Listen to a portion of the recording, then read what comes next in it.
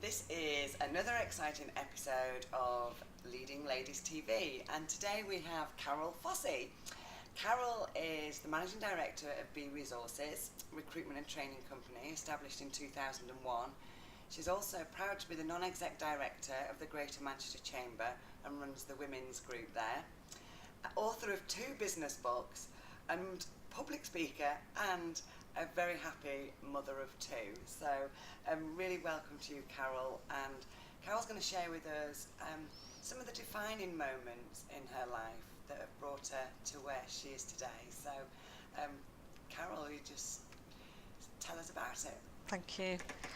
Have you ever looked back in your life and noticed that there are, as you've said, defining moments and you maybe don't realise them at the time? Well, if you'd have been with me, Amanda, on the 8th of July 1985, we'd have been walking into the post office in Manchester.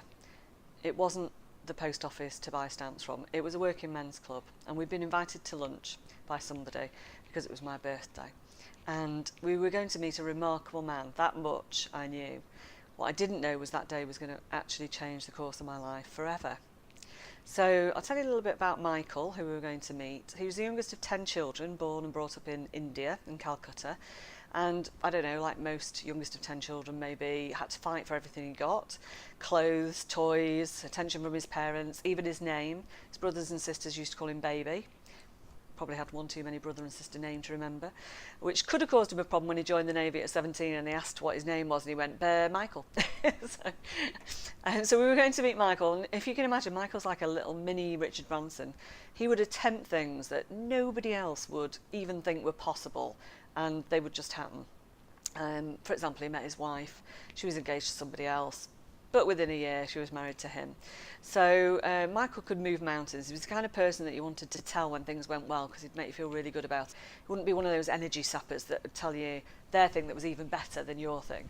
And equally, when things were down, he wouldn't let you mope around in your self-pity for very long. He'd help you to find the solution. So there we were in the pub. And the first thing you'd have noticed was the smog, because remember, this is 1985, you can smoke in pubs. And you'd have heard the sound of male laughter and the snooker balls going on the table. Because again, this is 1985 and women didn't join drinking clubs. In fact, I think I was the only woman there apart from the barmaid. And then down by the bar, sat on a bar stool, as the smoke cleared, you'd have seen Michael. Picture dark-skinned Pierce Brosnan. Very smart, always in a suit, shiny shoes, twinkly eyes. Only today, not so much twinkle in the eyes. And you know when you know somebody really well and you know there's something wrong. So I walked up to the bar and I asked him straight away, what's up? And he said, oh no, it's your birthday, you're here to have lunch, we're going to have fun, don't worry about it, it's nothing. I said, no, there's something, tell me what it is, I'm going to be worried all over lunch. So he looked me in the eye and he went, well, I don't really know how to tell you this, Carol. And I thought, oh God, they're getting divorced. There's something wrong with one of the boys. He's ill. What is it?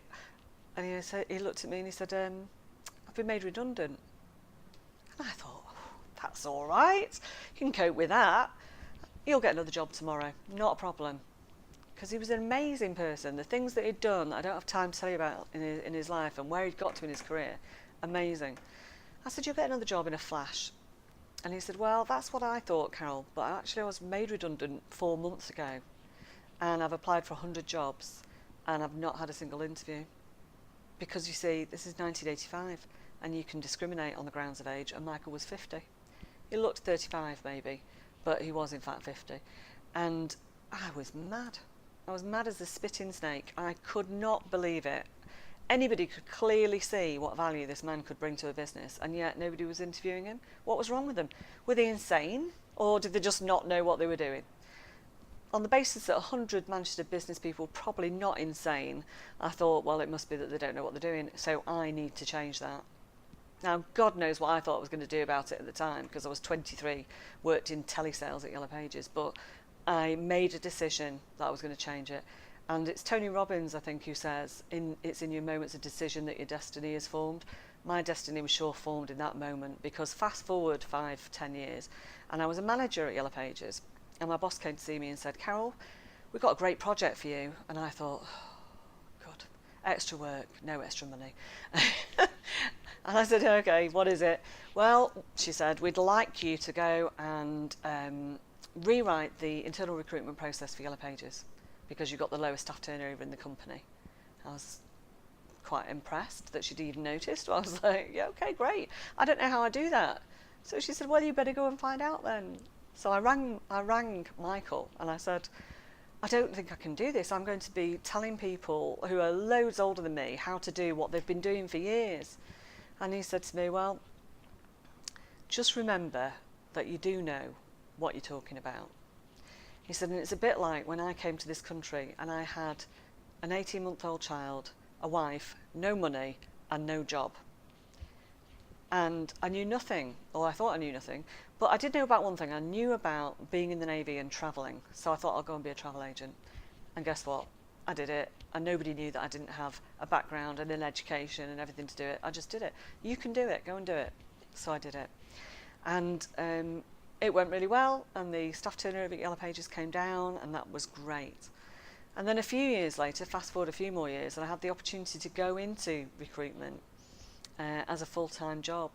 And again, I was a little nervous about it because I was leaving a 35 grand basic salary and a car and a benefits list as long as your arm, and I was going to this job where I was going to be on a 13 grand basic and no benefits and no car. And again, the person I turned to and asked was Michael, because he'd done that. When he'd made a massive career in travel and tourism, he decided in the 70s, I don't know if you remember the 70s, but there was a load of travel agency crashes, and ABTA came into being at that time. He decided it wasn't a very successful future for his family, so he'd change career from travel and he'd go and be a lecturer because that's the most secure job he could think of. So he did it, and he said to me, don't worry, it'll be fine. If you feel like is it the right thing? Do you feel like it's the right thing in your bones? I said, yeah, I do. He said, then it'll be fine. Go and do it. So I did it. And that's where I was finally able to start changing the world and stop making, people who are 50 and very useful and amazing people, stop at least one of those from not being able to get the job that they wanted to do. And the reason that it was so important to me was not just that he was an amazing man and not just that it was totally unfair what happened to him, but, Michael was my dad. So I built my business and it went really well for 6 years. And then we had the annus horribilis, as the Queen said, and everything happened. People got ill, all sorts of problems within the family and with friends and also at work. And my dad died. So it really was horrible, and the business kind of just crumbled without me even noticing, resulting in us having to put the business into liquidation at the end of that year, which was incredibly hard, and I felt like a complete failure. I didn't even know if I had the energy to do it again, but we did it again, and we started, and we carried on, me and my brother and 2 other people, and but it was never quite the same as it was before, and it felt like a struggle the whole time. And of course it was the recession as well, and that didn't help. And it culminated in me snapping my Achilles tendon in karate class at one point in time, which was not good. And I was really in an unhappy place. And I'd booked myself onto a Peter Thompson course, and I was going down, and I'd just had my air boot off after 14 weeks in plaster. And my good friend Dale Stafford said, well, I'll drive us both down, because she was going on the course. And I sat and moaned at her for half an hour, which is not like me, because I'm normally a very positive person, but I just offloaded everything that I was unhappy with, my weight, my business, my finances, my ankle, everything came out. And she listened, and when I'd run out of steam, she turned around and she looked at me and she said, Carol, can I ask you a question? I said, yes, Dale. She said, well, do you love your children? I thought this is a bit of a strange question for her to ask, because she's known me a very long time, and I replied, yes, of course, and they're the reason I do everything. And she said to me, so tell me this then, why are you not looking after their mother? And oh my God, it just got me. She made me cry. I'm not somebody who cries very easily, and I hate you, Dale. No, I don't. I love her. But it really made me think, oh yeah, she's right. I'm not looking after myself, and I need to make some changes.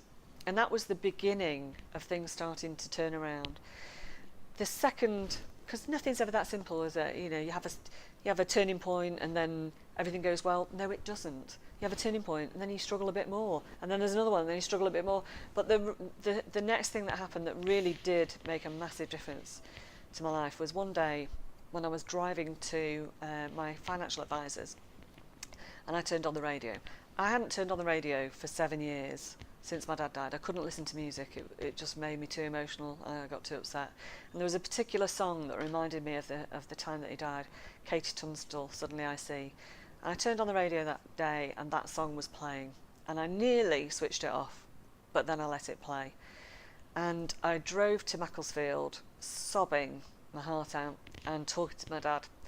And I said to him, it's like nothing was ever wrong until he died, and then nothing has gone right since she died. And then I thought, do you know what? He was my hero, and he was very important to me. But actually, everything that went right before he died wasn't because of him. It was because of me. And everything that's not gone right since he died is not his fault. It's my fault. And it was like a massive weight came off my shoulders. And I thought, do you know what?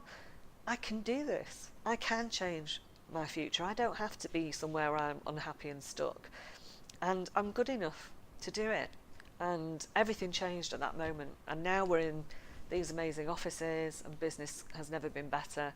And thanks, Dad. So I hope that helps somebody somewhere to hear that story. That's a brilliant interview, Carol. Thank you. I love that. Is there one defining point, if you were going to ever go through an experience like that again, that you could think, this is what I would do differently or do quicker? I would say just face things. You know, don't put them in a box and think, right, that's dealt with, because it actually isn't dealt with, and you're chained to that box and you can't move anywhere. And I wasn't looking at any of that stuff, anything about my dad dying, until that day, because it was too painful. I couldn't go there. But as a result, I was chained to that feeling that my life depended on my dad and that nothing could happen without him. So look at it, face it, and, you know, let your emotions come out and believe in yourself, because you are good enough. Thank you, Carol. That was a really fabulous interview. Thank you.